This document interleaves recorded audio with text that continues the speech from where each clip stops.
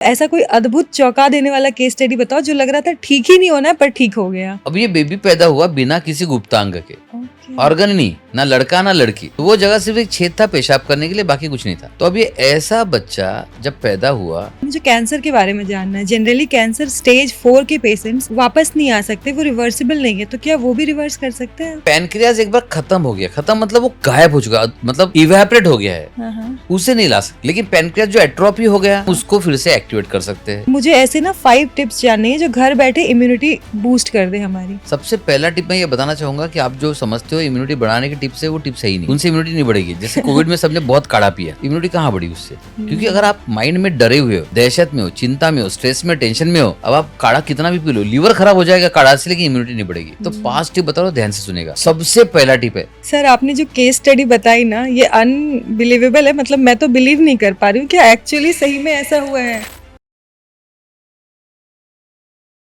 Welcome sir, doctor Ravi Vairagade ji. Welcome to the podcast. Thank you. Sir मुझे आपके नाम से शुरुआत करनी है।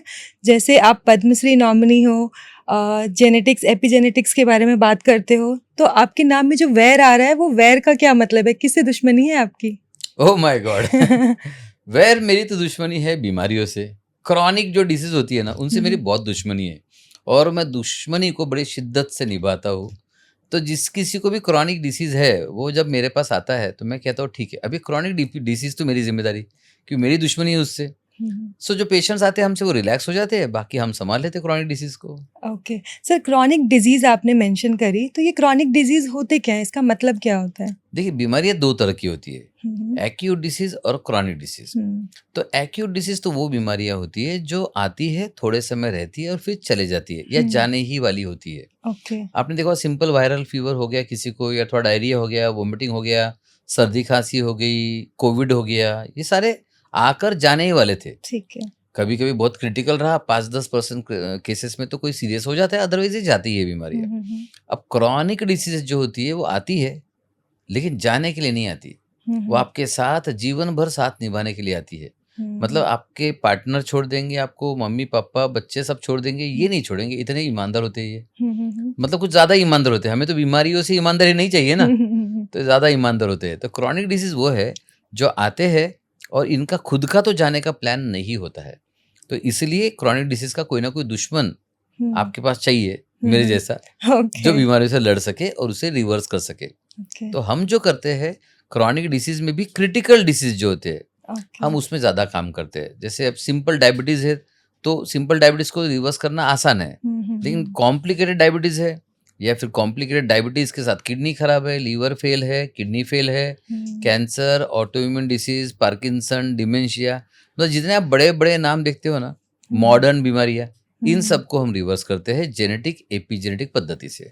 ठीक है सर, आपने जेनेटिक्स और एपिजेनेटिक्स पद्धति कहा और मैंने आपकी प्रोफाइल में भी देखा था, तो ये क्या होता है बेसिकली? देखिए, हमारा जो क्रिएशन है, मतलब हम जो बने हैं, हमें जो बनाने वाला है, वो है हमारा जीन्स एंड डीएनए। ठीक है। डीएनए के अंदर जेनेटिक्स में कोडिंग लिखा होता है और वैसे हम बनते हैं। कौन 5 फुट का बनेगा, कौन 6 फुट का, कौन 6.5 फुट का, कोई 5.5 फुट का, या कोई 4 फुट का ही बनेगा, या उसका कलर कैसा रहेगा, या उसके हेयर्स कर्ली रहेंगे या स्ट्रेट रहेंगे, या उसकी आंखें कैसी रहेगी, ब्लैक रहेगी या ब्राउन रहेगी, और उसका स्वभाव कैसे रहेगा, गुस्सेल रहेगा या रोने वाला रहेगा, या फिर उसको खाने में पसंद क्या आएगा, मीठा या खट्टा, और उसको बीमारियां क्या क्या हो सकती है, ये सारा जीन्स में कोडेड फॉर्म में होता है।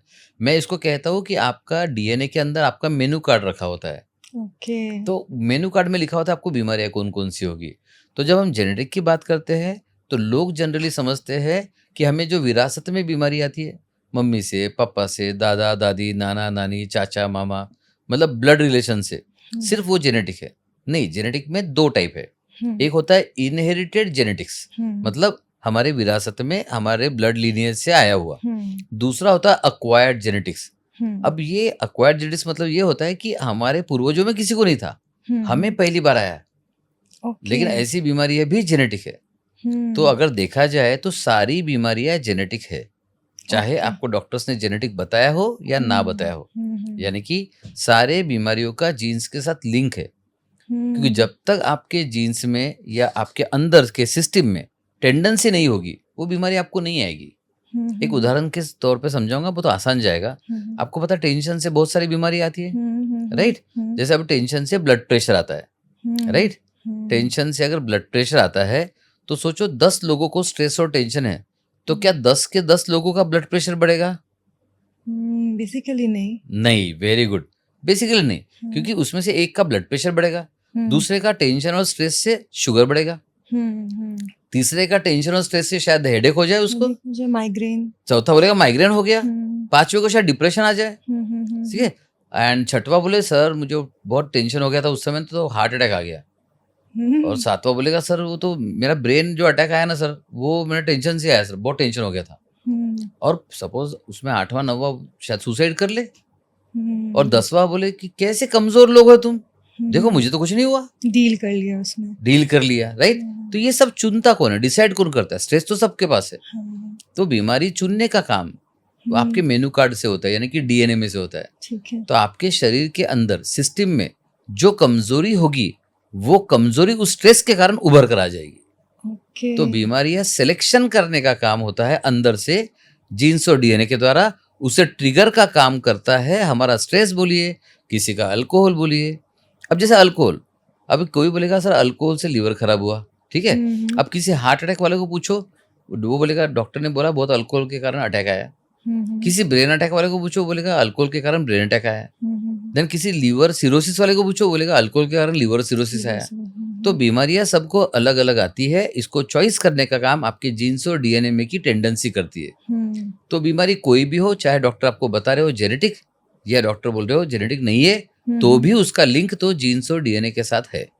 ओके, मतलब सारी बीमारियां, जितनी भी बीमारियां वो सारी जीन से रिलेटेड है। अगर आप इंसान हो तो आप पूरे के पूरे जीन्स और डीएनए से लिंक हो, ठीक है। तो आपकी सारी बीमारियां भी जीन्स और डीएनए के साथ लिंक है।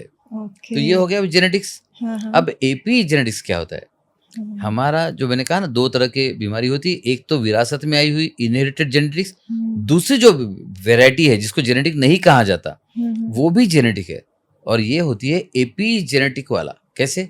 हमारे वातावरण में हमारे आसपास जो चीजें हो रही है, हमारी सोच, हमारी आदतें, हमारा बिहेवियर, हमारे दोस्त, हमारे लाइफ पार्टनर्स, हमारे टॉक्सिक पार्टनर्स, टॉक्सिक बॉस, अच्छे बॉस, जो भी है, हमारे वातावरण का भी सीधा हमारे जीन्स पर प्रभाव होता है।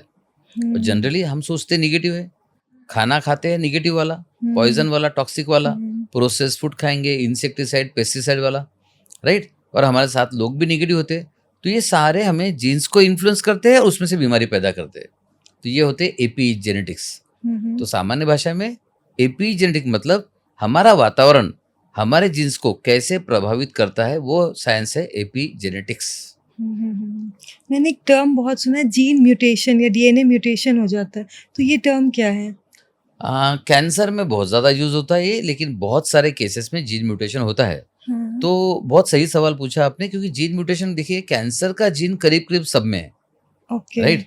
तो कैंसर का जीन आप में ऑलरेडी है, लेकिन ट्रिगर करने वाला मिल जाए तो जीन एक्टिव हो जाएगा, नहीं तो जीन साइलेंट रहेगा। तो अब जीन में दो चीजें हो सकती है, एक तो जीन का स्ट्रक्चर ही बदल जाए, इसे कहते हैं जीन म्यूटेशन, या तो जीन एक्टिव हो जाए, इसे कहते हैं जीन एक्टिवेशन। तो दोनों ही सूरत में बीमारी हो सकती है। तो जीन म्यूटेशन में ज्यादातर उसका स्ट्रक्चर और अंदरूनी उसकी चीजों में चेंज आ जाता है, तो फिर उसके बाद बीमारी आती है। तो कैंसर एक ऐसी बीमारी है जो ज्यादातर जीन म्यूटेशन से होती है, कुछ केसेस में जीन एक्टिवेशन से भी होती है, और दोनों ही केसेस में जीन साइलेंसिंग किया जाए तो बीमारी में फायदा होता है। कैसे करते हैं? जीन साइलेंसिंग है क्या और कैसे किया जाता है इसको? अब जैसे जीन एक्टिवेट हो गया किसी का, अब एक्टिव हो गया तो बीमारी आएगी। जैसे मैंने कहा कि कैंसर का जीन तो सब में है, अब जब तक वो साइलेंट रहेगा कैंसर नहीं आएगा, जब वो वायलेंट हो जाएगा कैंसर आ जाएगा।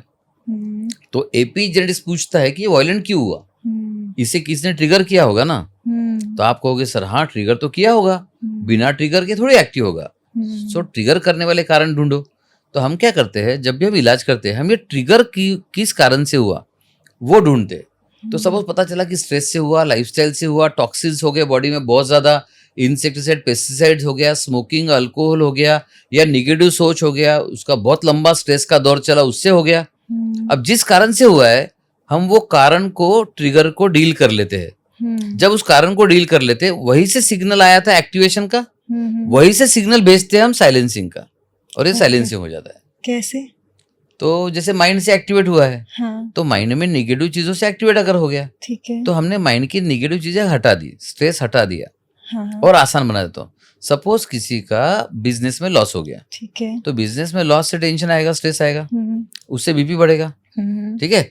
तो अभी जब तक हम कहेंगे उसको, सपोज मैंने बोला अरे छोड़ो ना बिजनेस लॉस, अभी जो तो होते रहता है, लेकिन ये काम नहीं करता है, उसके तो हुँ, बेचारे का लॉस हुआ ना। हुँ, तो हम क्या करते हैं, उसके माइंड में जाते हैं, कुछ थेरेपीज हमने ऐसी डिजाइन की है, माइंड में जाकर वो मेमोरीज को इरेज कर देते हैं। हुँ, अब वो स्ट्रेस ही नहीं बचेगा, क्योंकि हुँ, मेमोरी इरेज हो गई।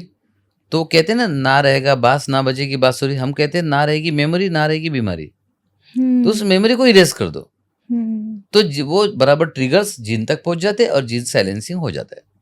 सर मेरा नेक्स्ट क्वेश्चन ये रहेगा कि मेमोरी इरेज़ कैसे करते? कोई डिलीट बटन या कुछ ऐसे कुछ होता तो है नहीं? एक्चुअली होता है, how? Memory can be deleted. अब मैं कुछ जाने माने एग्जांपल बताता हूँ, वो हम यूज नहीं करते हर बार, हाँ, लेकिन फिर बताना चाहूंगा, ये सुनते ही आपको पता चल जाएगा। ठीक आपने है। हिप्नोसिस का नाम सुना है?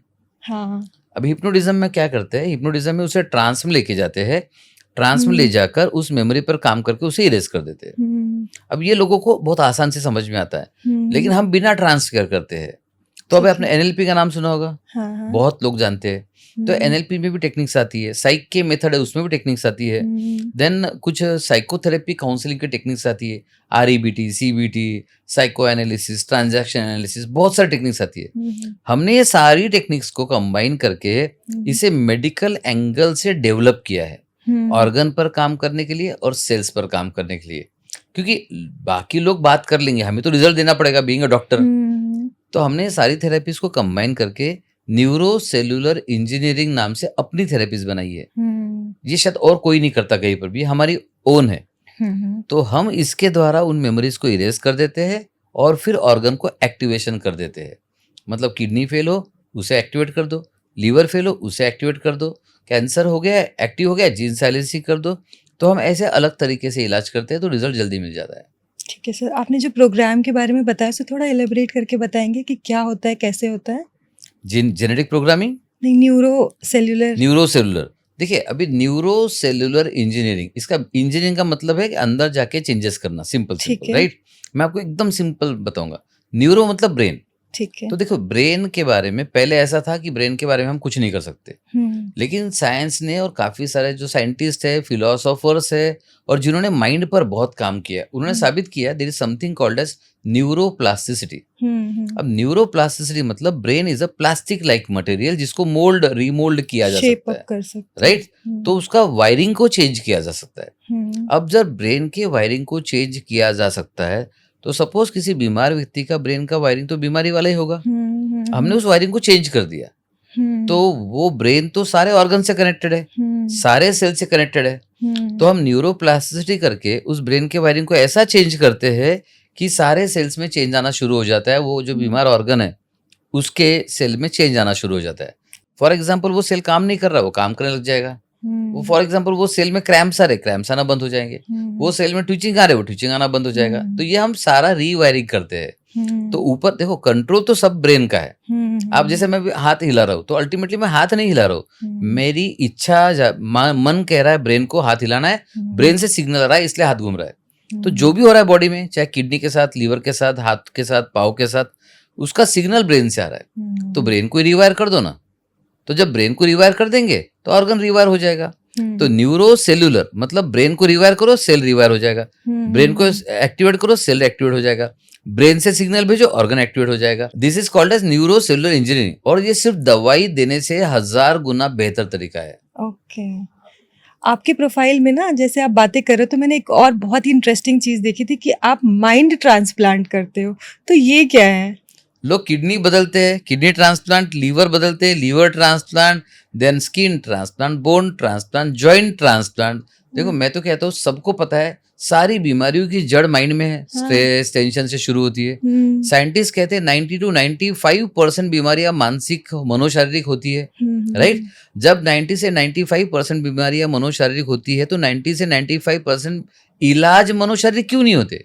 हुँ, तो हमने कहा किडनी ट्रांसप्लांट, लीवर ट्रांसप्लांट छोड़ो, पहले माइंड ट्रांसप्लांट करो। हुँ, हुँ, तो हमने माइंड को पूरा सिस्टम बदलना एक थेरेपी डेवलप की है। हम ऑनलाइन पेशेंट को घर बिठा के वो करवा के देते हैं, घर में ओके, बैठ के ही करना है। बस माइंड में से जितने एलिमेंट्स है माइंड के सब चेंज करते जाओ। अब माइंड के एलिमेंट्स क्या है? मेमोरीज इरेज करो, फीलिंग्स चेंज करो, इमोशंस रिप्लेस करो, बिलीफ सिस्टम चेंज करो। तो जैसे आप ये सब चेंज करते जाओगे ना, तो आपका पुराना माइंड बचेगा ही नहीं। It will be completely new mind. तो अगर आप करोगे ना, तो आपको लगेगा अरे मैं पहले अलग सुप्रीता थी, now I am Suprita 2.0। Okay. तो आपका नया वर्जन लॉन्च हो जाएगा विद अ माइंड ट्रांसप्लांट। तो मैं कहता हूँ लोगों को, आपका जो भी प्रॉब्लम है, जो भी बीमारी है, उसके बदलना चाहते हो ना, शॉर्टकट बता रहा हूं, आप खुद को बदल लो। ठीक है सर। आप बदल जाओगे तो ऑर्गन बदल जाएगा। हाँ। तो आप 2.0 हो जाओ, हेल्दी 2.0, आपका ऑर्गन भी हेल्दी 2.0 हो जाएगा। कुछ टिप्स बताना चाहेंगे जितने आपने पॉइंटर्स दिए कि लोग कैसे उसको फॉलो करें घर बैठे जो अभी देख रहे हैं? इसे तो सिंप्लीफाई करके मैं बहुत आसानी से बता सकता हूँ। हाँ जी। आजकल लोग है ना निगेटिविटी के गिरफ्त में है, ठीक है। जेल में है। ठीक है। कोई भी बीमार देख लो, वो सोचता ज्यादा है, हाँ। चिंता करता है, हाँ। टेंशन में रहेगा, डर में रहेगा, पता नहीं कब क्या हो जाएगा, आगे चल के बड़ी बीमारी तो नहीं आएगी, कैंसर तो नहीं आ जाएगा, और कुछ तो नहीं है। डॉक्टर को समझा या नहीं समझा, अगर बीमारी बढ़ गई तो, अगर मैं मर गया तो मेरे परिवार का क्या होगा, मेरे बच्चों का क्या होगा। लेडीज के पास और एक्स्ट्रा टेंशन होती है, मेरे साड़ियों का क्या होगा, मेरे ड्रेसेस का क्या होगा, मेरे ज्वेलरी का क्या होगा। मतलब जमाने भर की टेंशन हमारे पास है। और नहीं रही तो अरे मोदी जी फॉरेन घूमते रहते, प्रधानमंत्री ऐसा नहीं कर रहे, मतलब हमारे पास टेंशन नहीं है तो हम टेंशन खरीद के लेकर आते हैं। तो ये हमारा प्रोग्राम सेट हो गया। बाय डिफॉल्ट हमारे माइंड में निगेटिविटी चलती रहती है। तब बाय डिफॉल्ट माइंड में निगेटिविटी चलेगी तो जीन्स पर भी निगेटिव इम्पैक्ट होता रहेगा, जीन्स भी निगेटिवली बदलते रहेंगे। इसे कहते हैं साइकोजिनोमिक्स। ओके। तो हम सबसे पहले इस माइंड की निगेटिविटी को बदलना चाहेंगे। सिंपल शॉर्ट टिप, कभी भी निगेटिव नहीं सोचना चाहिए। आपको सर हम थोड़ी सोचते, वो तो विचार आते हैं ना, आते रहते हैं। राइट। तो आते इसलिए है क्योंकि आपने माइंड को दूसरा काम नहीं दिया है। ओके। तो काम क्या रहेगा? हमेशा पॉजिटिव सोचिए, चाहे सिचुएशन कोई भी हो, कैसे भी हो, कितनी भी बुरी हो। अगर आप पॉजिटिव सोचते रहेंगे, धीरे धीरे आपका ब्रेन है ना, ये एक मसल है। जैसे मैं एक्सरसाइज करूंगा तो मेरे बाइसेप्स बनते जाएंगे, तो वैसे ब्रेन इज अ मसल। तो आप उसको पॉजिटिव थॉट देते जाएंगे तो वो पॉजिटिव मसल डेवलप होते जाएगा। वो इतना पॉजिटिव सोचेगा, कितनी भी बुरी सिचुएशन आएगी वो उसमें से पॉजिटिव निकाल लेगा। लेकिन पहले लोग 6 पैक डेवलप करने की कितनी मेहनत करते हैं ना, है ना, मसल को ट्रेन करते हैं। वैसे आपको ब्रेन को ट्रेन करना पड़ेगा, माइंड को ट्रेन करना पड़ेगा। तो once you train the mind, फिर आपको नेगेटिव थॉट आएंगे ही नहीं, और गलती से आ गए तो रिप्लेस करना आसान हो जाएगा। लेकिन शुरू में थोड़ी मेहनत लगेगी। तो you have to train your brain and train your mind, फिर ये पॉजिटिविटी अपने आप इंस्टॉल हो जाएगी। तो अगर माइंड में पॉजिटिविटी आ गई, अब पॉजिटिविटी भर गई 100%, निगेटिविटी की जगह कहाँ है, राइट। तो इसीलिए काम सबसे पहले करना चाहिए तो mind transplant, kidney liver transplant नहीं करना चाहिए, पहले माइंड ट्रांसप्लांट। सर तो ये हमने बात कर ली, अभी ऑर्गन पे आते हैं माइंड के बाद, कि किडनी फेलियर हो जाता है तो क्या इसमें भी काम करता है ये फॉर्मूला? देखिए, अगर आप इंसान हो ना तो आप बॉडी नहीं हो, आप ऑर्गन नहीं हो, आप इंसान हो। अब इसमें डिफरेंस क्या है और लोग क्यों हारते बता रहा हूँ मैं। अगर किडनी में प्रॉब्लम है, लोग किडनी के पीछे पड़ जाते, कभी नहीं जीतने वाले। तो अगर आप किडनी के थ्रू अप्रोच करोगे नहीं जीतोगे, लेकिन आप इंसान के थ्रू अप्रोच करोगे जीत जाओगे। अब इसमें डिफरेंस क्या है, राइट। हम कहते हैं मैन वर्सेस मशीन।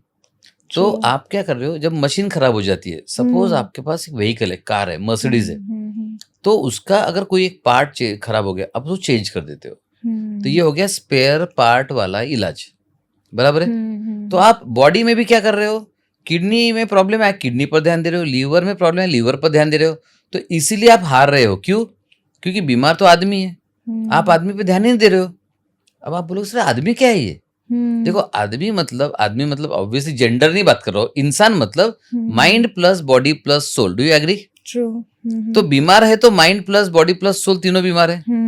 तो आपने क्या किया, माइंड को भी छोड़ दिया, बॉडी को भी छोड़ दिया, सोल को भी छोड़ दिया। आपने पकड़ा है सिर्फ एक ऑर्गन, किडनी, लीवर। अब जो बीमार है वो आदमी है, जो परेशान है वो आदमी है। मतलब इंसान बीमार है, इंसान परेशान है, इंसान को तकलीफ हो रही है, इंसान खर्चा कर रहा है, इंसान की जिंदगी दांव पे लगी है, आपने उसको छोड़ दिया। आप पीछे पड़े हो किडनी के। तो मैं कहता हूँ 2 अप्रोच है। मशीन वाला अप्रोच करोगे, स्पेयर पार्ट वाला काम नहीं करेगा। इसलिए आप देख रहे हो पूरी दुनिया में बीमारियों का इलाज ही नहीं है। क्यों? क्योंकि इंसान का इलाज कोई कर ही नहीं रहा, सब लोग पार्ट के पीछे पड़ गए। ऑर्गन का इलाज कर ऑर्गन का इलाज कर रहे। Very good. तो मैं क्या कहता हूँ, आप मशीन स्पेयर पार्ट वाला इलाज थोड़ी देर के लिए छोड़ दो, मतलब बंद मत करो, जो कर रहे करो, लेकिन एक बार अगर आप इंसान हो तो इंसानों वाला इलाज भी तो बनता है ना। तो आप माइंड बॉडी सोल तीनों लेवल पे इलाज करो। तो आप किडनी के पीछे पड़ोगे, काम नहीं करेगा, लेकिन आप इंसान के पीछे पड़ोगे, इंसान को हेल्दी बनाओगे, किडनी को तो अपने आप हेल्दी होना पड़ेगा। तो आपने जो पूछा, ये किडनी पर भी काम करेगा, ये किडनी फेलियर में भी काम करेगा, लीवर में भी काम करेगा, ब्रेन में भी काम करेगा, कोई भी पार्ट, कोई भी ऑर्गन ले लो, बस इंसान को हेल्दी बना लो, इंसान हेल्दी बन जाएगा, पार्ट भी हेल्दी बन जाएगा। जैसे फॉर एग्जाम्पल, अगर दिल्ली में गया तो मेरा तो किडनी भी दिल्ली में पहुंच जाएगा ना, मेरा पैनक्रियास भी दिल्ली में रहेगा, ब्रेन भी दिल्ली में रहेगा। लेकिन मैं दुबई चला गया तो मेरा किडनी भी वहीं पे पहुंच जाएगा, राइट। तो मैं जहां मेरे ऑर्गन्स वहां। तो सोचो, मैं अगर माइंड से बीमार हो गया तो बॉडी से बीमार हो जाऊंगा आगे, और मैं अगर माइंड बॉडी सोल से हेल्दी हो गया तो फिर मैं किडनी से भी हेल्दी हो जाऊंगा ना। तो अगर आपको सही में इलाज करना है तो किडनी के पीछे मत पड़िए, पूरे इंसान के पीछे पड़िए। अगर आपको सिर्फ टेम्परेरी कंट्रोल करना है तो किडनी के पीछे पड़िए। तो आपका जो सवाल है, किडनी पे भी काम करेगा क्या? ये हर पार्ट, हर ऑर्गन पर काम करेगा, कोई भी ऑर्गन हो, तो उसमें आपको रिजल्ट मिलेगा। सर, आपने पैनक्रियाज को भी लेके बहुत अच्छी एक वीडियो बनाई थी, मिस्टर इंडिया कहा था आपने पैनक्रिया को, तो वो क्या लॉजिक है? Pancreas actually mister India organ है। तो मिस्टर इंडिया की खासियत थी कि वो कभी भी गायब हो जाता है, राइट, और रहेगा, दिखेगा नहीं, या फिर वहां रहेगा भी नहीं। था थोड़ी देर पहले, वहां से गायब हो गया, ऑर्गेज पहुंच गया, हम ढूंढ रहे, यही तो नहीं होगा। पैनक्रियाज भी ऐसा ही डेंजरस ऑर्गन है। अब डेंजरस क्यों? मिस्टर इंडिया तो गायब होके वापस आ जाता है, लेकिन पैनक्रियाज एक ऐसा ऑर्गन है जिसका काम है डाइजेशन करना, राइट। तो पैनक्रियाज कभी कभी खुद को डाइजेस्ट करके खा जाता है, खत्म कर देता है, डिस्ट्रॉय कर देता है, गायब हो जाता है। ओके। तो ये कुछ खास तरह की पैनक्रियाज की बीमारियों में होता है, जब पैनक्रियाज के सेल डैमेज हो जाते हैं, उसमें से जो अमाइलेज, लाइपेज, डाइजेस्टिव एंजाइम निकलते हैं, अब उनके पास कुछ है नहीं खाने के लिए, डाइजेस्ट करने के लिए, तो वो अगर चैनल से बाहर निकल गए तो पैनक्रियाज को ही डाइजेस्ट कर लेते हैं, खत्म कर देते हैं। तो इसलिए मैंने कहा था कि pancreas is a mister India organ, क्योंकि वो गायब हो जाता है लेकिन वो वापस नहीं आता। तो वो अनिल कपूर वाला मिस्टर इंडिया वो अच्छा था, वो जाता भी था, वापस आता था, वो एंटरटेन करता था। लेकिन पैनक्रियाज वाला मिस्टर इंडिया ना, ये जाएगा ना, फिर तो ऑर्गन गायब हो गया, आपका लाखों करोड़ों का ऑर्गन खत्म हो जाएगा, गायब हो जाएगा, कभी नहीं आएगा। तो ये बड़ा डेंजरस मिस्टर इंडिया है। लेकिन yes, pancreas is a mister India. तो उसको हेल्दी रखने का कुछ टिप्स है, क्योंकि इनर ऑर्गन है, हमें पता नहीं चलता ना कि उसमें कुछ खराबी आ रही है। जनरली पैनक्रियाटिस में तो बहुत दर्द होता है, मतलब हमने तो बहुत सारे पैनक्रियाटिस पेशेंट पे काम किया है, और ये एक असंभव बीमारी मानी जाती है कि जैसे मैंने कहा कि हम असंभव बीमारियों पर ही काम करते हैं। जहाँ सब डॉक्टर्स ने कह दिया कि इसका कोई इलाज नहीं, हम वहीं पे काम शुरू करते हैं। तो क्रॉनिक पैनक्रियाटिस का भी कहीं कोई इलाज नहीं है। तो हमने बहुत सारा काम किया इस पे। तो मैं आपको जो टिप्स दूंगा उसको ध्यान से सुनिएगा, ये टिप्स आपको शायद कहीं नहीं मिलेगी। सबसे पहले खाने में जंक और प्रोसेस्ड फूड को कम कीजिए, कि सब लोग आजकल की जनरेशन सबसे पहले वही खाते हैं, processed food, junk food, ready to eat meals, बहुत डेंजरस है। सेकंड इंपॉर्टेंट, गुस्से पर काबू कीजिए। एंगर का संबंध सीधा पैनक्रियाज और लीवर और इंटेस्टाइन के ऑर्गन्स के साथ है। देखा, जब भी पैनक्रियाज का प्रॉब्लम दिखेगा ना आपको, तो गुस्से वाले लोगों में ज्यादा दिखेगा, खासकर पैनक्रियाटाइटिस और लीवर का प्रॉब्लम। तो लीवर फेलियर और पैनक्रियाटिस और लीवर सिरोसिस, ये तीन लोगों जनरली गुस्से वाले रहेंगे, तो गुस्से पर काबू कीजिए। तीसरा इंपॉर्टेंट, ये बहुत ज्यादा इंपॉर्टेंट है, आप कहोगे सर प्रोसेस्ड फूड नहीं खाए, फिर भी तो हो सकता है, बिल्कुल हो सकता है। आप दवाइयाँ जो लेते हो ना, वो भी डाइजेस्ट करने का काम, और उसका भी साइड इफेक्ट पैनक्रियाज पर आ सकता है। खासकर जो हेवी एंटीबॉडीज होते हैं, उसका भी पैनक्रियाज पर असर देखा गया है। फोर्थ इंपॉर्टेंट, आप जो खाने में रोटी चावल सब्जी खा रहे हो, ये भी हानिकारक है। अब आपको सिर्फ खाए तो क्या खाए? ट्रू, मेरे क्वेश्चन यही थे कि सारी चीज एलिमिनेट हो गई। हाँ, सारी चीज एलिमिनेट हो गई एक्चुअली। तो अभी जो चावल आता है, राइस हो गया, व्हीट आता है चावल रोटी के लिए, ये सब भी जेनेटिकली मॉडिफाइड आ रहा है, तो इसको भी अवॉइड करना चाहिए। तो आइडियल अगर खाना चाहिए आपको, तो मिलेट्स पे शिफ्ट होना ज्यादा अच्छा रहेगा। देन चपाती की जगह भाकरी जो आती है, ज्वार की रोटी आती है, उस पर शिफ्ट होना ज्यादा अच्छा रहेगा। तो ये बहुत अच्छा फूड रहेगा। देन वेजिटेबल्स और फ्रूट्स कोशिश कीजिए वो भी लोकल मार्केट से अच्छी वाली मिल जाए, ऑर्गेनिक मिल जाए, क्योंकि अदरवाइज उसमें भी केमिकल्स एंड पेस्टिसाइड्स है। तो फॉर्चुनेटली अनफॉर्चुनेटली बोलिए बहुत लिमिटेड चॉइस है आपके पास, उसी में आप खाओगे तो हेल्दी रहोगे।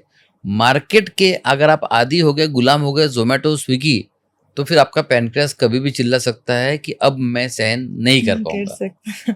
सर मैंने अभी रिसेंटली ट्रेंड में है कि क्वांटम मेडिसिन और क्वांटम हीलिंग, तो ये एक्चुअली में वर्क करता है या फिर सूडो साइंस है?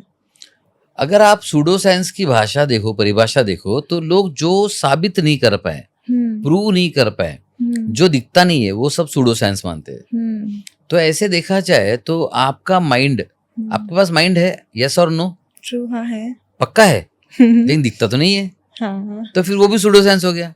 फिर आपके पास फीलिंग्स है, दिखती तो नहीं है। मतलब फीलिंग का दिखती, चेहरे पर उसके एक्सप्रेशन दिखते हैं ना, बट फीलिंग्स नहीं दिखती, तो वो भी सूडो साइंस का भाग हो गया। फिर आप अपने पार्टनर से प्यार करते हो, लेकिन साबित करके दिखाओ, स्कैन में दिखेगा तो हम मानेंगे, तो वो भी सूडो साइंस हो गया। तो इंसान में माइंड है, सूडो साइंस, सोल, आत्मा है कि नहीं है? है। पक्का ना? लेकिन दिखता नहीं है, तो वो भी सूडो साइंस हो गया। तो मुझे लगता है सूडो साइंस का डेफिनेशन ही गलत है। ओके। सूडो साइंस ऐसी चीजों को बोला जाता है हम जो देख नहीं सकते। आप ऐसा डिफाइन करोगे ना, तो इस पृथ्वी पर ब्रह्मांड में 95% चीजें सूडो साइंस मानी जाएगी। तो लोग साइंस को दिखने वाला साइंस मानते हैं, ये गलत है। जैसे ग्रेविटेशन के बारे में, न्यूटन के सर पे एप्पल गिरा, उसके पहले भी ग्रेविटेशन था। जब एप्पल गिरने के बाद वो साइंस में लिया गया, तो पहले से चीजें है, हमें पता नहीं, हम सूडो साइंस बोल देते, पता चल जाए हम बोलेंगे साइंस। तो डेफिनेशन गलत है। इसे हम कहेंगे क्वांटम, मतलब जो नहीं दिखती है चीजें, जो यूनिवर्स और ब्रह्मांड को गवर्न करती है, कंट्रोल करती है, लेकिन हमारे पूरे कंट्रोल में नहीं है, वो क्वांटम हो गया सारा। तो क्वांटम मेडिसिन, क्वांटम हीलिंग, मैं कहूंगा कि ये बहुत ज्यादा पावरफुल चीज है। इनफैक्ट जो साइंस बोलता है ये मेडिसिन खाओ, उससे 1000 गुना पावर है क्वांटम में, क्योंकि ये ब्रह्मांड का पावर है, ये यूनिवर्स का पावर है, ये इंसान का एक्चुअल पावर है। तो अगर आप दवाई यूज करोगे कभी ठीक नहीं होंगे, लेकिन आप quantum, genetics, epigenetics, holistic use करोगे, हाँ दिखता नहीं है, लेकिन पूरा यूनिवर्स तो न दिखने वाली चीजें ही कंट्रोल कर रही है। तो पावर कहाँ पे? दिखने वाली चीजों में बिल्कुल भी नहीं है। जैसे आप कहोगे सर वो बॉडी है इंसान की, उसमें पावर है ना सर, मसल है उसमें, आत्मा निकाल के देख लो एक बार। तो पूरा मेडिकल साइंस क्या करता है? ब्लड टेस्ट करेगा बॉडी का, स्कैन करेगा बॉडी का, दिखने वाली चीजों पर फोकस्ड है। मैं कहता हूँ बॉडी तो फिर डेड बॉडी के पास भी होती है ना? तो बॉडी में कोई दम नहीं है, बॉडी तो फाइनल आउटपुट है, फाइनल स्क्रीन है। मैं हमेशा एग्जांपल देना पसंद करता हूँ। चलो एक दूसरा एग्जांपल देता हूँ। पहले जमाने में आपने देखा प्रोजेक्टर होता था इस दीवार पर, और फिल्म वहां दिखती थी हमें पर्दे पर, राइट? तो असली इंपॉर्टेंट क्या है? पर्दा इंपॉर्टेंट है या प्रोजेक्टर इंपॉर्टेंट है? आई थिंक बोथ इंपॉर्टेंट है। ठीक है, प्रोजेक्टर हटा दो, दीवार प्लेन रहेगी, उस पर भी दिख जाएगी मूवी। हाँ। तो इंपॉर्टेंट प्रोजेक्टर, और प्रोजेक्टर में जो फिल्म चल रही वो है, राइट? तो आप पर्दा हटा दोगे, दीवार पे दिख जाएगी। तो बॉडी तो सिर्फ पर्दा है, स्क्रीन है, असली काम कहीं और चल रहा है। वो क्वांटम में चल रहा है। असली काम माइंड पर, सोल पर, बॉडी के इनविजिबल फंक्शंस पर चल रहा है।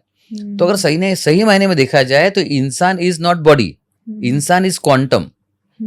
आपने काफी बार सुना होगा कि ह्यूमन बीइंग ये फिजिकल नहीं है, human being is a spiritual being in a physical existence. आप स्पिरिचुअल हो, आप क्वांटम हो। तो इंसान क्वांटम है, बीमारी क्वांटम है, इलाज भी क्वांटम होना चाहिए। सो क्वांटम वो सच्चाई है जहां तक साइंस पूरा अब तक पहुंच नहीं पाया। सो सूडो साइंस नहीं है, सिर्फ साइंस पहुंच नहीं पाया, इसलिए उसे सूडो साइंस कहा जाता है। सो क्वांटम रियल है, क्वांटम पावरफुल भी है, और क्वांटम से आपको जितना फायदा होगा उतना आपको दवाई से नहीं हो सकता। इसलिए आप कहोगे सर इलाज कैसे करना चाहिए, सिर्फ दवाई से या क्वांटम से? मैं कहूंगा क्वांटम से। उसमें दवाई लेना है, लो आप, लेकिन आपने दवाई ले लिया और माइंड पर काम नहीं किया, फायदा नहीं होगा। माइंड में टेंशन पाल रहे हो, दवाई ले रहे हो, फायदा नहीं होगा। बॉडी में टॉक्सिन जमा है, मेडिसिन ले रहे हो, फायदा नहीं होगा। तो जितनी चीजें नहीं दिख रही है ना, उसे करेक्शन करना ही पड़ेगा आपको, तभी आपकी दवाई काम करेगी। क्वांटम हीलिंग डजंट मीन कि आप अपनी मेडिसिन रोक के और सिर्फ हीलिंग की तरफ जाओ, मेडिसिन के साथ साथ हीलिंग करनी है ना? देखिए मेडिसिन को तुरंत रोकना बेवकूफी होगी। मैं क्या, जैसे हमारे पास जब पेशेंट आते हैं, अब वो बड़ी बड़ी बीमारियों के साथ आते हैं, तो पूछते हैं कि सर मेडिसिन तुरंत रोकनी है? मतलब नहीं, क्योंकि आपके जो डॉक्टर आपको दवाई दे रहे हैं वो भी तो एक्सपर्ट्स है ना, वो अपने एक्सपर्ट नॉलेज के हिसाब से आपको दवाई दे रहे हैं। तो आपको फिलहाल वो दवाई लेनी है। लेकिन जब आपकी बॉडी बताना शुरू करेगी अब मुझे दवाई की जरूरत नहीं है, जैसे फॉर एग्जाम्पल किसी का शुगर बढ़ा हुआ है, आप दवाई ले रहे हो, दवाई से कंट्रोल कर रहे हो, लेकिन अभी ये क्वांटम आप हीलिंग कर रहे हो, आप जेनेटिक एपिजेनेटिक इलाज कर रहे हो, हमारी स्पेशलिटी रूट कॉज ट्रीटमेंट, जड़ से इलाज। आप जड़ से इलाज कर रहे हो तो आपको दिखेगा शुगर कम होते जा रहा है। अब लग रहा है अरे शुगर तो कम मुझे हो रहा है, तो आप गोलियां कम करते जाओ, क्योंकि अभी बॉडी ने बता दिया मुझे दवाई की जरूरत नहीं है। तो आप जेनेटिक पर काम कर रहे हो, अभी आपकी बीमारी रिवर्स हो रही है, तब गोलियां कम करो। आपका किडनी फेलियर चल रहा है, डायलिसिस कर रहे हो, तुरंत बंद मत करो। लेकिन दिख रहा है कि यूरिन आउटपुट बढ़ रहा है और रिपोर्ट्स अच्छे आ रहे हैं, तब कम कम करते जाओ। तो पहले दवाई बंद नहीं करनी, पहले ऑर्गन को एक्टिवेट करना है, ऑर्गन को रीजनरेट करना है। जैसे कि लीवर पूरा रीजनरेट हो जाता है, किडनी एक्टिवेट हो जाती है, थायराइड एक्टिवेट हो जाता है, ब्रेन को भी एक्टिवेट किया जा सकता है, रिवायर किया जा सकता है। तो पहले ये सारा कर लो, बॉडी फिर सिग्नल देगी कि मैं भी हेल्दी हो रही हूँ, अब मुझे दवा की जरूरत नहीं है या कम दवा की जरूरत है, देन वो दवाई कम करना है। तो हमारा मिशन ये है, we are on mission to help 10 million people reverse and cure the disease and enjoy a disease free and medicine free life. ये हमारा मिशन है, इसलिए हम इतनी सारी चीजें करते हैं पेशेंट्स के लिए। सर तो कौन से मेडिसिन ज़्यादा प्रेफरेबल हैं? जैसे आप भी यूज़ करते होंगे, आपके पेशेंट्स आते होंगे, तो होम्योपैथी, एलोपैथी, नेचुरोपैथी किस टाइप के मेडिसिन यूज़ करनी चाहिए? देखिए आपके पास पेशेंट को क्या जरूरत है वो पता करना सबसे ज्यादा जरूरी है। मेडिसिन इंपॉर्टेंट नहीं है, पेशेंट इंपॉर्टेंट है। जैसे किसी को अगर इमरजेंसी आ गई है, कुछ जान पर बनाई है, तो वो एलोपैथिक ले, इमरजेंसी में स्पेशलिस्ट के पास जाए, हॉस्पिटल में जाए, भर्ती हो जाए, एलोपैथिक ले ले, ओके राइट। लेकिन किसी को लेकिन अगर बहुत डीप लेवल पर काम करना है, परमानेंट रिजल्ट चाहिए, तो फिर आयुर्वेदिक कुछ हद तक काम करती है। और डीप जाना है, जेनेटिक पर जाना है, सोल लेवल की दवाई चाहिए, homeopathic, genetically targeted homeopathic medicine आती है। हम सोल टारगेटेड होम्योपैथिक मेडिसिन पर भी काम करते हैं। तो कभी भी इंपॉर्टेंट ये नहीं है कि दवाई कौन सी लेना, इंपॉर्टेंट ये है कि पेशेंट को इस स्थिति में किस चीज की ज्यादा जरूरत है। तो इसलिए मैं हमेशा कहता हूँ कि अभी आप तो बड़े समझदार हो गए, मतलब सारे श्रोताओं को बोलूंगा मैं कि आप पहले क्या करते थे, अलग अलग दुकानों में जाते थे। मतलब आपको अगर सपोज ग्रोसरी लेनी है, आप ग्रोसरी शॉप में जाते थे, फिर आपको कपड़े लेने हैं, आप कपड़ों के शॉप में जाते थे, फिर आपको साड़ी लेनी है, आप साड़ी के शॉप में जाते थे, फिर आपको अगर परफ्यूम लेना है, परफ्यूम के शॉप में जाते थे। लेकिन अभी आप स्मार्ट हो गए, आप है ना मॉल में जाते हो, एक ही जगह सब मिल जाता है। तो ऐसे हमने क्या किया, दुनिया भर के सारे पेशेंट के लिए हमने हेल्थ यूनिवर्स बना लिया। अब हमारे पास सारी थेरेपीज है, allopathic, homeopathic, Ayurvedic, naturopathic, functional medicine, regenerative medicine, जितनी भी दुनिया भर की बेस्ट मेडिसिन है, थेरेपीज है, हीलिंग थेरेपीज है, energy healing, reiki, NLP, life coach, health coach, सब हमने एक ही जगह लेके आ गए। तो हमसे जो पेशेंट जुड़ते हैं उनका सबसे पहला टेंशन खत्म हो जाता कि सर दवाई कौन सी ले, क्योंकि ये पेशेंट ने चॉइस नहीं करना चाहिए, पेशेंट को नहीं समझता है ये, तो हम उनके लिए चॉइस करते हैं। क्योंकि मैं बेसिकली होम्योपैथ हूँ, फिर जेनेटिक्स का, साइकोलॉजी का, माइंड ट्रांसप्लांट का स्टडी किया है। मेरी वाइफ डॉक्टर मीनल वैरागड़े ये एलोपैथिक एक्सपर्ट है, और एलोपैथिक एक्सपर्ट होने के बावजूद genes and mind and psychology पर काम किया है। तो हमारे पास तो दोनों भी है, best of the both world, allopathy, homeopathy. साथ में हमारे पास स्टाफ में नेचुरोपैथी, आयुर्वेदा और हीलिंग सेंटर भी है। तो हमारे पास पेशेंट के लिए सब कुछ है। तो सबसे बड़ा फायदा हमसे जुड़ने के बाद पेशेंट का ये होता है, वो रिलैक्स हो जाता है कि बोले मैं ऐसे यूनिवर्स में आ गया हूँ जहाँ सब कुछ अवेलेबल है, अब मुझे टेंशन नहीं लेना है। क्योंकि आधे लोग तो बीमार इसी टेंशन से हो जाते हैं, यार एलोपैथिक लूं कि होम्योपैथिक लूं, कुछ साइड इफेक्ट हो गया तो, या आयुर्वेदिक ले लूं। कहते हैं लोग आयुर्वेदिक से भी साइड इफेक्ट होता है, उससे भी लीवर खराब होता है, उसका भी किडनी पर असर आता है। लेकिन होम्योपैथिक लिया और असर नहीं आया तो एलोपैथिक लिया, साइड इफेक्ट हो गया तो आयुर्वेदिक लिया।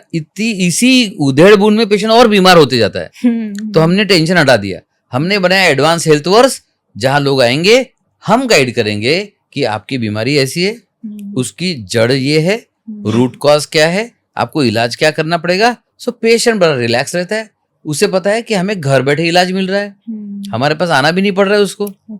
हमारे 80 से 90% पेशेंट हमारे पास नहीं आते हैं, वो घर बैठे genetic, epigenetic, root cause treatment यानी कि जड़ से इलाज कर लेते हैं। तो उनको ट्रैवल नहीं करना है, उनका बहुत सारा खर्चा बच गया। देन हम लीवर ट्रांसप्लांट बचाने का काम करते हैं, किडनी ट्रांसप्लांट बचाने का काम करते हैं, तो वहां उनका 50 लाख से 70 लाख भी बच जाता है। तो हम घर बैठे ये सब करवाते हैं और उनको घर बैठे बिना टेंशन के कौन सा इलाज करना, ये घर बैठे हम हीलिंग कराएंगे, उनको टेंशन भी नहीं रहेगा और उनका ऑर्गन फास्ट हीलिंग हो जाएगा। इसी को कहते हैं इंस्टा हीलिंग कोड। ये मेरी किताब का नाम भी है। जैसे आपने माइंड ट्रांसप्लांट कहा ना, वो मेरी किताब है माइंड ट्रांसप्लांट। दूसरी किताब है 5 डेज इंस्टा हीलिंग कोड, जिसमें मैंने सारे फॉर्मूलाज दिए हैं कि हम कैसे उपचार करते हैं, माइंड का क्या करते हैं, क्यों करते हैं, ब्रेन का क्या करते हैं, क्यों करना चाहिए, जीन्स का क्या करते हैं, इम्यूनिटी का क्या करते हैं, हीलिंग का क्या करते हैं, सब कुछ उसमें दिया हुआ है। सर, तो आपने इम्यूनिटी की बात करी है, तो मुझे ऐसे ना 5 टिप्स जाननी है जो घर बैठे इम्यूनिटी बूस्ट कर दे हमारी। सबसे पहला टिप मैं ये बताना चाहूंगा कि आप जो समझते हो इम्यूनिटी बढ़ाने की टिप्स है, वो टिप्स है ही नहीं। ओके। उनसे इम्यूनिटी नहीं बढ़ेगी। जैसे कोविड में सबने बहुत काढ़ा पिया, हाँ। इम्यूनिटी कहाँ बढ़ी उससे? क्योंकि अगर आप माइंड में डरे हुए हो, दहशत में हो, चिंता में हो, स्ट्रेस में, टेंशन में हो, अब आप काढ़ा कितना भी पी लो, लीवर खराब हो जाएगा काढ़ा से, लेकिन इम्यूनिटी नहीं बढ़ेगी। तो 5 टिप बता रहा हूं, ध्यान से सुनेगा। सबसे पहला टिप है साइको न्यूरो इम्यूनोलॉजी के द्वारा माइंड पर काम करो, तभी इम्यूनिटी बढ़ेगी। माइंड सही नहीं है, इम्यूनिटी नहीं बढ़ेगी। दूसरा टिप, नींद अच्छी होनी चाहिए, बॉडी को रेस्ट मिलेगी तो इम्यूनिटी बढ़ेगी। तीसरा, खान पान पे ध्यान दीजिए, जंक फूड मत खाइए, इम्यूनिटी कम होती है। देन 4th टिप आता है कि इम्यूनिटी बढ़ाने की दवाइयाँ, फ्रूट से इम्यूनिटी बढ़ती है, हल्दी से बढ़ती है, आप ले सकते हो। और 5वीं, देखो इम्यूनिटी बढ़ाने के लिए एक काढ़ा या एक समय पे काम करने से नहीं होगा, ओवरऑल लाइफस्टाइल हेल्दी रहेगी तो इम्यूनिटी बढ़ेगी। सर, तो मुझे ना अभी आपकी केस स्टडी के बारे में जानना है। आपने इतनी हीलिंग के बारे में बताई, बीमारियों के बारे में बताया, तो ऐसा कोई अद्भुत चौंका देने वाला केस स्टडी बताओ जो लग रहा था ठीक ही नहीं होना है पर ठीक हो गया। एक केस स्टडी ऐसा है कि जो सुनकर तो आपके पैरों तले जमीन खिसक जाएगी। एक बेबी पैदा हुआ बेंगलोर में। अब जब भी बेबी पैदा होता है तो सबसे पहला सवाल तो पापा पूछते, मदर तो अंदर है, पापा, जब नर्स बाहर आ जाती है पापा पूछते क्या हुआ। तो वो पापा ने एक नर्स को पूछा, जवाब ही नहीं मिला। दूसरी नर्स है, उसको पूछा, जवाब ही नहीं मिला। डॉक्टर है, उनको पूछा तो भी जवाब नहीं मिला। सिंपल सवाल था, क्या हुआ, लड़का या लड़की? किसी ने जवाब ही नहीं दिया। फिर ये डॉक्टर के चेम्बर में गए, थोड़ा सा गुस्सा हो गया, बोले इतना सिंपल सवाल जवाब नहीं दे रहे हो आप। और फिर डॉक्टर के पास थोड़ा सा तू मैम होने के बाद बोले अभी तो बताओ क्या हुआ। डॉक्टर ने कहा पता नहीं। अब ये बेबी पैदा हुआ बिना किसी गुप्तांग के, ऑर्गन नहीं, ना लड़का ना लड़की। तो वो जगह सिर्फ एक छेद था पेशाब करने के लिए, बाकी कुछ नहीं था। तो अब ये ऐसा बच्चा जब पैदा हुआ तो अब माता पिता परेशान, बोले ये क्या लड़का है कि लड़की है, पता ही नहीं। तो उन्होंने ये केस पूरे दुनिया भर घूमी, सबने कहा यह बीमारी है ही नहीं, ये तो क्या करेंगे इसको, ये तो भगवान का काम था ऑर्गन डेवलप करना, हम क्या करेंगे इसमें। सारे डॉक्टर्स ने कहा इसका कुछ नहीं हो सकता, ये बीमारी नहीं है, जब बच्चा 16 साल का हो जाएगा तब हम इसको प्लास्टिक सर्जरी से लड़का लड़की आप जो बोलोगे बना देंगे। अब डॉक्टर्स ने तो बोल दिया, डॉक्टर्स तो बोल देंगे, लेकिन सोचो पेरेंट्स पे क्या बीतती है कि डॉक्टर्स तो डायग्नोसिस बता देते, उनका काम खत्म हो गया, तो बच्चा तो परेशान नहीं हो सकता, लेकिन पेरेंट्स परेशान, रिलेटिव परेशान, बोले क्या करे कैसा करे। फिर जेनेटिक स्टडी की गई, पता चला कि अगर ये नॉर्मल बेबी होता तो लड़का होता शायद। तो फिर लड़का है तो टेस्टोस्टेरोन की इंजेक्शन लगाया, सब कुछ कर लिया जो जो कर सकता है, कुछ नहीं हुआ। आखिर में उन्होंने सारी कोशिश छोड़ दी। 2-3 साल कोशिश की, बाद में छोड़ दी। 3-3.5 साल निकल गए, अब वो बेबी 6.5 साल का हो गया।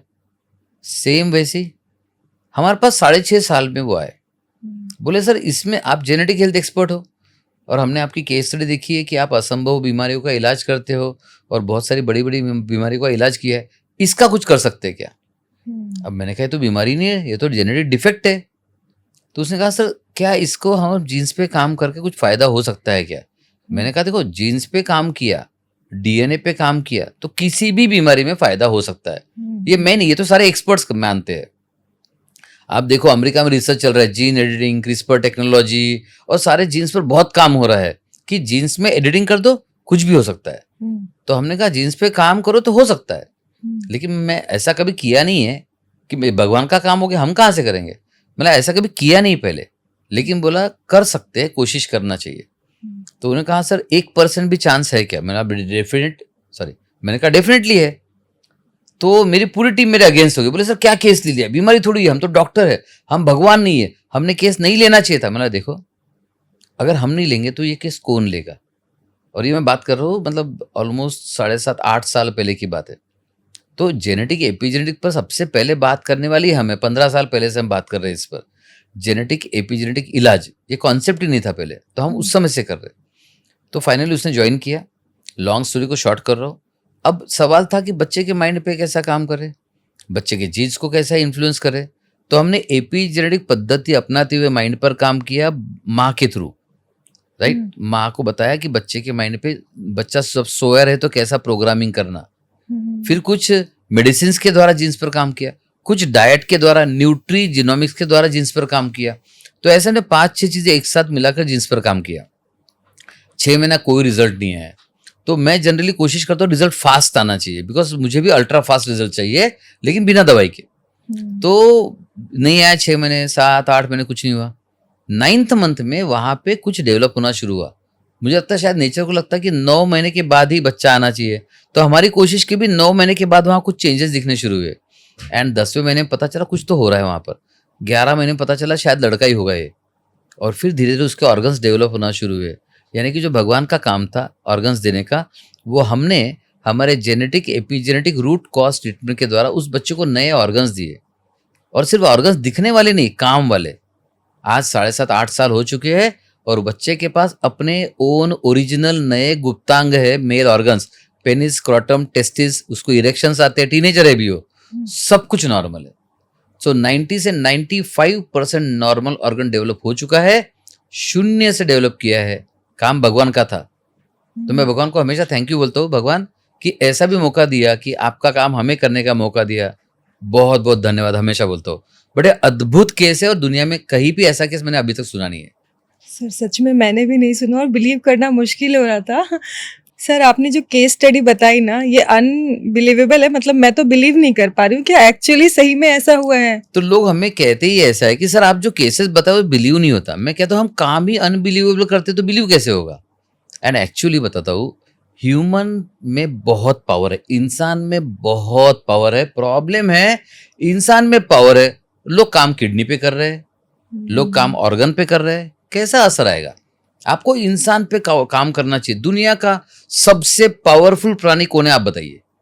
इंसान। और उस पर कोई काम ही नहीं करता, हम उस पर काम करते हैं। तो ये जो केस है, मतलब गेम चेंजिंग केस। और हमने इसके अलावा भी बहुत सारे काम किए हैं जीन्स के द्वारा। एग्जाम्पल बताऊं, एक कंडीशन आती है हाइपोप्लास्टिक यूटेरस। अब हाइपोप्लास्टिक यूटेरस में क्या होता है कि लड़कियों में होता है ये। तो लड़की बड़ी हो जाती है 20 साल की, यूटेरस छोटा रह जाता है 7-8 साल का। अब ये लड़की को कहा जाता है इसको कभी मेंसेस नहीं आएंगे, इसने कभी शादी नहीं करना चाहिए, इसको कभी बच्चे नहीं होंगे। हमने इसमें भी काम किया है, वो यूटेरस को डेवलप करके दिया है हमने, उनको मेंसेस भी आ गए, उसमें से 2 लोगों की शादी हो गई, बच्चे भी हो गए, दे आर हैप्पी नाउ। तो हमने बहुत काम किया। जैसे टेस्टिस श्रिंक हो गया था एक का, उसका टेस्टिस हमने डेवलप करके दिया है। देन पैनक्रियाज एट्रोफी हो जाती है, उसको डेवलप करके दिया है। ब्रेन एट्रोफी होती है, उसको डेवलप करके दिया है। ये सारे अनबिलीवेबल काम है, ये कोई सोचता भी नहीं हो सकते, हम इसको करते हैं। तो ये रेगुलरली होता है। और पावर मुझ में नहीं है, पावर इंसान में है, वो हम इस्तेमाल नहीं करते, प्रॉब्लम वो है। अब एक और अद्भुत केस बताता हूँ आपको। एक लेडी है, उसकी किडनी फेल हो गई। अब दोनों किडनी फेल हो गई। कितनी परसेंट फेल हो गई? 97% फेल हो गई। मतलब EGFR जो होता है 3% है, तो 3% दोनों की किडनी मिलकर 3% काम कर रही है। ठीक है। तो अब इसमें उसका डायलिसिस चल रहा है 1 हफ्ते में 3 बार।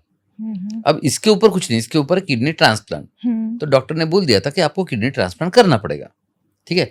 अब ये एंड स्टेज रीनल डिसीज कहा जाता है इसे, ESRD, मतलब स्टेज 5, एंड स्टेज। अभी एंड स्टेज हो गया, स्टेज 5 हो गया, इसमें कोई सोच ही नहीं सकता कुछ हो सकता है। तो हम सारी जहां पे ना सोच नहीं सकते ना, अगर हम वहीं पे काम करते हैं। ठीक है। तो वो लेडी ने इलाज शुरू किया।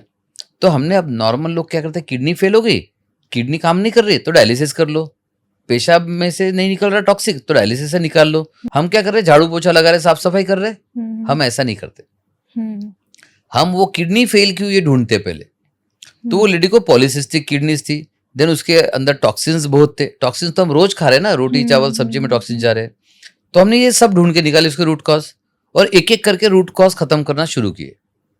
तो हमने पहले डिटॉक्स के लिए उसे बुलाया। जैसे मैंने कहा ना, हम सबको नहीं बुलाते, कुछ एक केस को बुलाते सिर्फ, तो उसे बुलाना पड़ा हमें। तो उसे बुलाया हमने, उसके बाद घर से इलाज शुरू किया उसका। अब मजे की बात देखिए, लोग अगर जड़ पे काम करें तो क्या हो सकता है। तो लोग डायलिसिस करते, मतलब इलाज ही नहीं करते, साफ सफाई करते। हमने इलाज शुरू किया रूट कॉज का, और धीरे धीरे ट्रांसफॉर्मेशन आना शुरू हुआ। अब हमने किडनी एक्टिवेशन प्रोग्राम लॉन्च किया उसके लिए। तो अब वो रूट कॉज को हटाते गए, टॉक्सिक को हटाते, किडनी से एक्टिवेट होते गए। फिर हमने अपना न्यूरो सेलुलर इंजीनियरिंग के द्वारा किडनी को एक्टिवेट करना शुरू किया। तो डायलिसिस जो 3 बार था वो 2 बार होना शुरू हुआ, फिर 2 बार था हफ्ते में वो 1 बार होना शुरू हुआ। अब ये अपने आप में इतना हो गया तो भी ये अनबिलीवेबल है, ये अद्भुत है, नहीं होता है संभव। अब नॉर्मल किडनी फेल हो जाए ना तो एक बार फिर से जग जाए, एक्टिवेट हो जाए। पॉलीसिस्टिक किडनी तो एक्टिवेट होना और भी असंभव है। तो यहाँ पर वो भी एक्टिवेट होना शुरू हो गई। 3% था, 4 हुआ, फिर 6 हुआ, फिर 8 हुआ। अब ये हमें समझ में नहीं आता कैसे हो रहा है, क्योंकि पावर मेरा पावर नहीं है, ये आपका ही पावर है, पेशेंट का, इंसान का पावर है। तो हमने वो सारे पावर्स का इस्तेमाल करते हैं, माइंड का इस्तेमाल करते हैं, सुपर पावर है, ब्रेन सुपर कंप्यूटर उसका इस्तेमाल करते हैं, जीन्स और डीएनए उसका इस्तेमाल करते हैं, हीलिंग सिस्टम अंदर बैठा है डॉक्टर एक, उसको कोई देखता भी नहीं है। आप बाहर के डॉक्टर को लाखों रुपए कंसल्टेशन देते हो, इलाज का फीस देते हो, अंदर के डॉक्टर को कुछ तो यूज करो। हम वो भी यूज करते हैं। तो अब क्या हुआ कि 15 दिन डायलिसिस चलना शुरू हो गया। अब डॉक्टर्स खुद शॉक में बोले ये कैसे हो रहा है। फिर 1 महीना कोई डायलिसिस नहीं। अब तो डॉक्टर बोले पता नहीं क्या हो गया, ये देखते हैं तो किडनी इंप्रूव होती जा रही है उधर। और आज वो 5 महीने हो चुके, कोई डायलिसिस नहीं।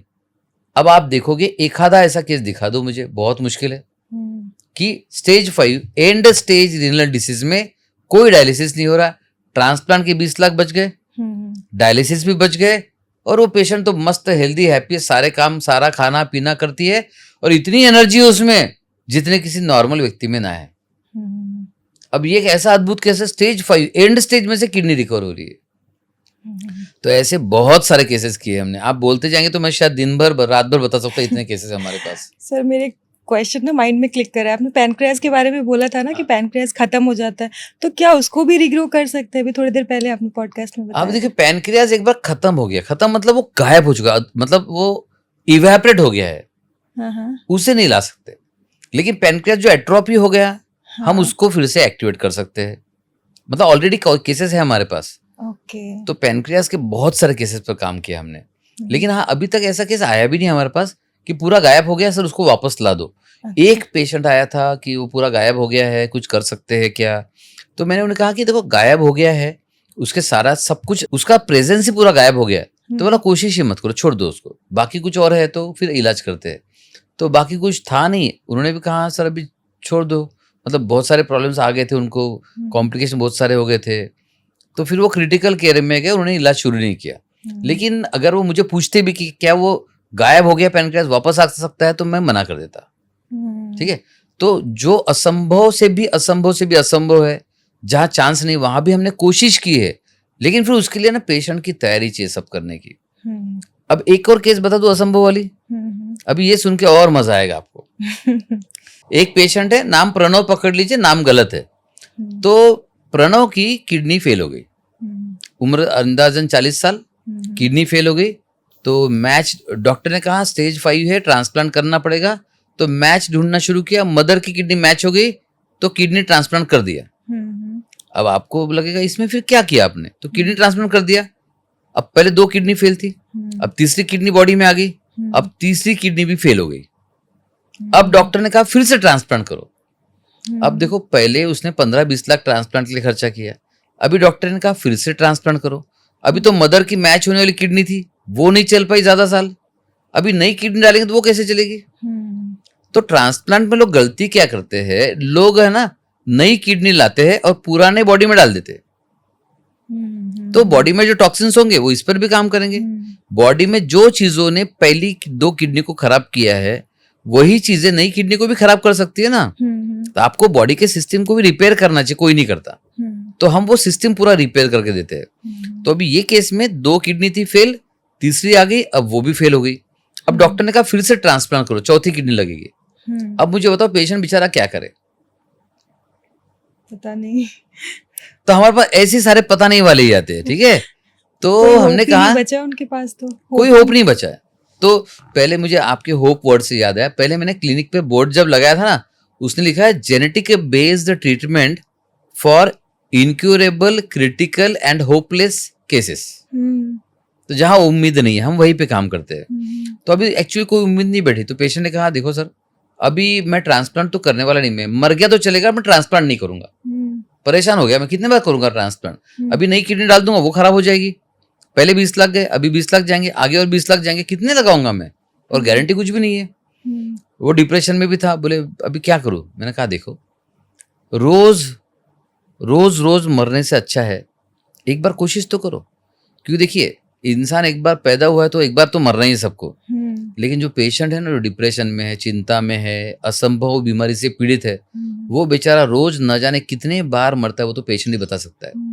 तो मैंने कहा रोज की ऐसी जिंदगी से अच्छा एक बार कोशिश तो कर लो। वहां तो 20 लाख देने वाले थे, यहाँ तो खर्चा नहीं के बराबर लगने वाला है। तो बोले सर ठीक है कर लेता हूँ। अब उसने इलाज शुरू किया। अब ये बड़ी कठिन परिस्थिति थी हमारे लिए, 3 किडनी थी, वो 2 तीनों फेल थी।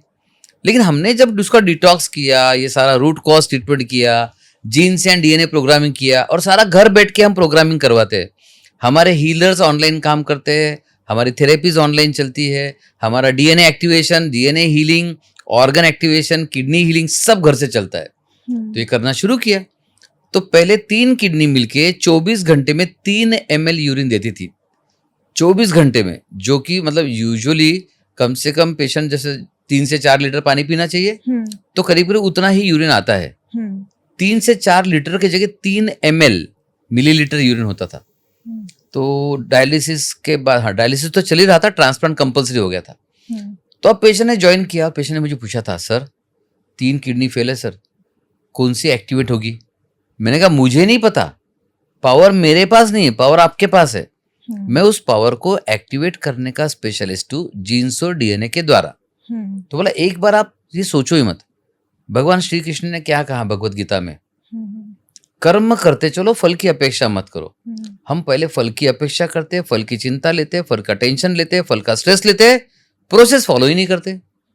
मैंने कहा बस भगवत गीता में श्री कृष्ण की सुनो और इलाज में मेरी सुनो, बस 2 काम करो आप।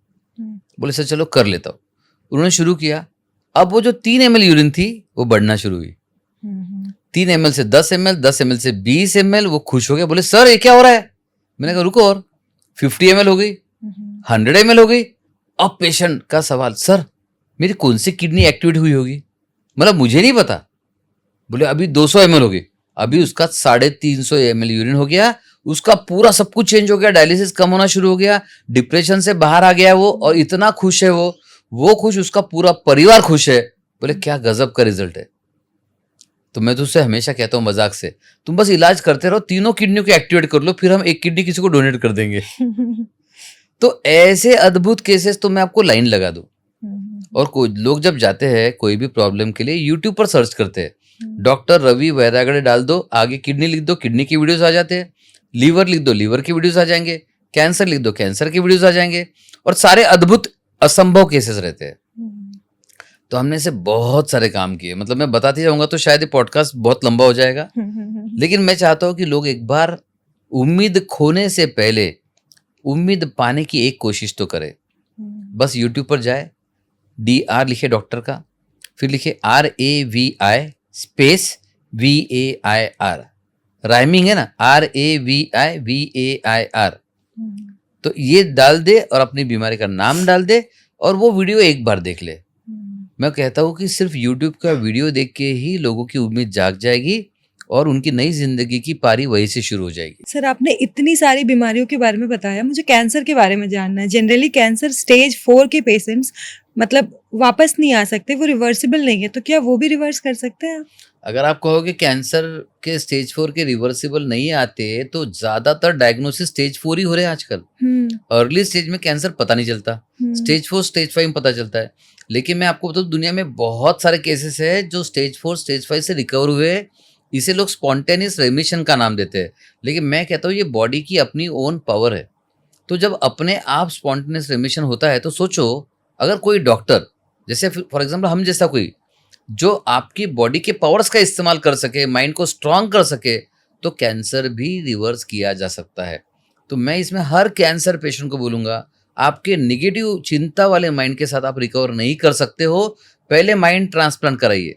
अब आप पॉजिटिव हो गए, माइंड, ब्रेन, जीन्स, डीएनए इन पर काम करो तो बीमारियां रिवर्स हो सकती है। और यस, हमने देखा है काफ़ी सारे जो कैंसर सर्वाइवर्स है, वो सबसे पहला कुछ खासियत है उनकी, तो वो माइंड से बड़े स्ट्रांग रहते हैं। तो मैं कहूँगा कि कैंसर पे फ़ायदा हो सकता है या नहीं हो सकता?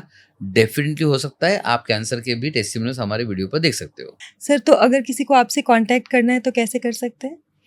देखिए सबसे पहले मैं कहूँगा पूरी दुनिया में जो भी है, जो उम्मीद खो चुका है, जो निराश हो चुका है, उसने एक बार हमें ज़रूर कॉन्टैक्ट करना चाहिए। क्योंकि अभी तक उसने ऑर्गन पर काम किया, खुद पर कभी नहीं किया। मैं तो ये भी कहता हूँ कि अभी तक उसने स्पेयर पार्ट वाला इलाज किया, इंसान वाला इलाज भी नहीं किया, राइट? तो जनरली लोग हमें एक तो वेबसाइट में ढूँढते हैं advancedhealth.in या फिर यूट्यूब पर या गूगल पर सर्च करते हैं डॉक्टर रवि वैरागड़े, ठीक है? और यह बेस्ट है कि ये जो पॉडकास्ट रहेगा, इसी के नीचे हम एक फॉर्म दे देंगे, जो अगर वो फिलअप करते हैं तो हमारी टीम उन्हें पहले फ्री में गाइडेंस दे देगी क्या करना चाहिए। फिर उन्हें लगता है कि आगे बढ़ना चाहिए, एक बार फिर से खुशहाल ज़िंदगी, स्वस्थ ज़िंदगी मिलना चाहिए, तो yes we can help them. और मैं हाँ एक बता दूँ आपको, अगर कोई 5-10 साल या 20 साल से भी बीमार और परेशान है ना, तो वो 5 साल होगा तो हम 5 दिन में उसको रिजल्ट दे देंगे, 10 साल होगा तो 10 दिन में दे देंगे, 20 साल होगा तो 20 दिन में दे देंगे। तो अगर किसी को लगता है कि हिम्मत हार चुका है, मैं कहता हूँ एक बार आप जेनेटिक जड़ से इलाज कर लो, यानी कि इंसान का संपूर्ण इलाज कर लो। पार्ट का इलाज या 2% वाला इलाज काम नहीं कर रहा है तो 100% इलाज कर लो, इंसानों वाला इलाज कर लो। क्योंकि अगर हम इंसान है तो जीवन में एक बार तो इंसानों वाला इलाज मिलना बनता है। क्या कहते हो आप? सही बात है। Thank you so much sir, बहुत ही इंसाइटफुल बातें आपने आज बताई है, बहुत मज़ा आया बात करके। Thank you. Thank you.